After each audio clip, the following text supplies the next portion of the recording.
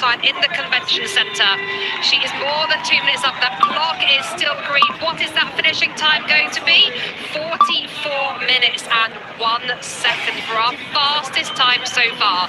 This would be a huge result for Marlon Reusser. She has been in the silver medal position twice before. She has won the European title on 3 occasions, but she has never taken the rainbow jersey. She's very much still in the green. A minute up on Anna van der Breggen. Still a little bit of a way to go to the line. Getting up every last little bit of effort here. Is this going to be enough for the Rainbows? It's into the lead for now for Marlon Reusser. The clock is still ticking, and now she's just outside the time of Anna van der Breggen. But can she challenge the time of Brodie Chapman to get a bronze medal today? She's giving it absolutely everything. The line is almost upon her. Final few meters. There we go. Yes, she can. A bronze medal for Demi Vollering. Marlon Reusser taking her first world title in this discipline, second twice in 2020 and 2021. A turbulent year for Reusser, but she is very much back at the top. I can almost not believe it. I know it's real and it happened, but I tried so many times and it didn't work out, and now I think I made it, and it's really special. But it was such an effort. I'm still it's more than 15 minutes ago, but I'm still think I need to let it settle. 3 European titles and finally a rainbow jersey. Reusser coming back from that Tour de France opening stage disappointment to bring Switzerland their first women's elite TT title in as many as 20 years. Many of those solely concentrating on next weekend's road races. We're still in Europe this week, with plenty of racing at the Tour of Luxembourg.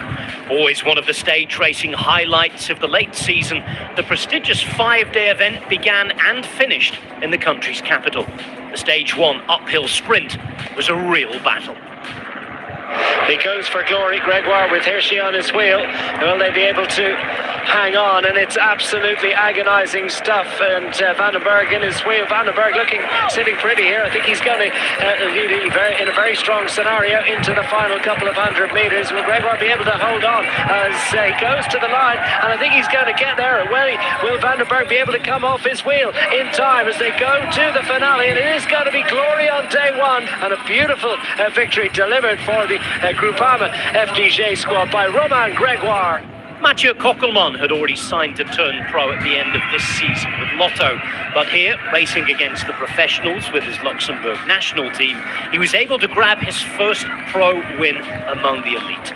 A superb fast finish, beating some top-class operators and backing up his stage win at last month's Tour de l'Avenir. The 21-year-old will be someone to follow closely next season. Gregoire still held the yellow jersey going into Friday's tough uphill finish to Vianden. UAE Emirates were still hunting a record-breaking 86th win of the season, and their former rider Mark Hirschi tried to prevent that happening. However, he was caught, and Brandon McNulty couldn't quite pull it off. Beaten to the win by Matthias Skjelmose, the Danish Lidl Trek star taking the stage, and also with it the leader's jersey. Skjelmose was back at the scene of his first ever stage race win overall 3 seasons ago. But as Ethan Hayter won the time trial, McNulty finished second and put almost a minute into the Dane to snatch the overall lead. A Sunday return to Luxembourg City was won by the man who was in charge when the race left it at the start of the week. Gregoire doing it yet again. But McNulty finished in a small group just behind, and that signalled a couple of big achievements. A 5th career stage race win for the American, but an 86th victory for his team, setting a new mark for the number of successes in the season. And just a few days after they equalled the old record of 85 that has stood all the way since 2009. Congratulations to UAE Emirates XRG. The Tour of Slovakia began with back-to-back wins for Soudal Quickstep, both taken by their young French fast man, Paul Magnier. Stage 3 also turned out to be magnifique for the Belgian squad. Sorry, a hat-trick and still in the yellow leader's jersey with a couple of days remaining. Only one of those days was an opportunity for sprinters on paper. And guess what? The Frenchman duly delivered 4 in a row before the final day was taken in sublime style by Paul Double. The British rider representing J.K. Lula riding away on the last climb of the race to a stage and GC double. There should be a wordplay in there somewhere, but what's no joke is the achievement. A first ever overall stage race winner's pro for the 29-year-old. Magnier, of course, took the points jersey. The autumn one-day Canada is underway in Belgium, and Shari Bossert took victory for the first time since returning from suspension in the summer. The AG Insurance Quick-Step rider from Belgium bettered the rest of the field in Namur to win the Grand Prix de Wallonie. A sprint from a small group gave the 25-year-old Belgian success. After the Fleming had won the women's race, it was a Wallon who gave the home crowd cheer on the way to the city's famous citadel. Arnaud Delis continued his late-season resurgence. A bunch of 50 made it up the hill to the line, with the Lotto man grabbing his 4th victory in the space of a month. At the weekend, Tim Merlier was hoping to enjoy a winning end to his reign as European road race champion. The jersey will be up for grabs again in a fortnight on a very hilly course in France. But back on Merlier's preferred flat terrain, he had to settle for 3rd as Jonathan Milan won the Kampioenschap van Vlaanderen, the Flemish championship, the Italian's first victory since the Tour de France.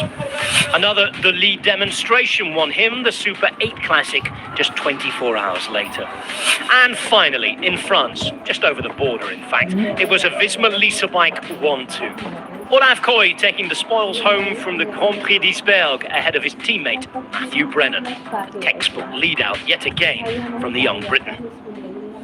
So the World Championships are here, and you can watch them all week long across TNT Sports in Discovery+. The first half of the week takes care of the rest of the time trial titles before the road races get underway as the weekend approaches. The elite races are the main event, and the breakaway crew return for one last time this season on both Saturday and Sunday. The women's races first, 166 Ks on the menu, 3,000 metres, just a bit more than that of climbing, some of it on the cobbles. The men's race has an earlier start on the Sunday with an extra 100k to race, a circuit in the countryside before a return to Kigali, where after more than 5,000 metres that have been climbed, the final rainbow jersey will be won. We can't wait for your company, and a reminder to subscribe to the TNT Sports Cycling YouTube channel for short-form highlights if you have to miss anything this week.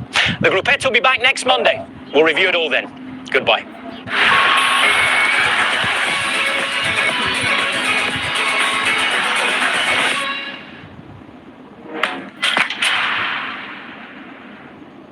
Gallagher Prem is back, and TNT Sports will have every match live, kicking off with Sale Gloucester tomorrow, and Friday, Quins host champions Bath, with Newcastle taking on Saracens.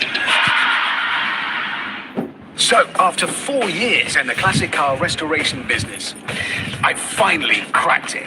Every cog is running perfectly. And when are you going to pay these? He's lost money. It's not looking good. Yep, thanks, Mum. I'll get on to those. Good. Right, here we go. Same high revs. New smooth gear. Brand new Richard Hammond's Workshop. Streaming October the 6th on Discovery+. Vodafone customers can now automatically use Three's network for more coverage. And 2 networks are better than 1, right? Which means more trends, more finding your mates, more friendly rivalries, more catch-ups, Going on a date? and more distractions.